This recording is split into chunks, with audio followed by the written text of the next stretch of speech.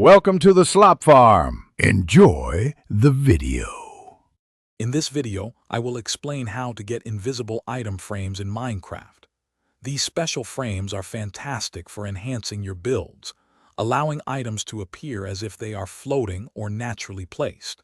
They are also incredibly useful for creating hidden compartments or subtle decorative elements. We will cover the simple steps to acquire these frames and how to integrate them seamlessly into your world, making your creations truly stand out. Before we can get an invisible item frame, you first need to understand how to craft a standard one.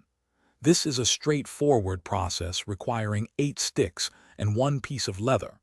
Simply arrange the leather in the middle slot of your crafting table, then fill all 8 surrounding slots with sticks. This will yield 1 regular item frame, which is the foundation for our next step. To get an invisible item frame, the easiest method involves using a simple command.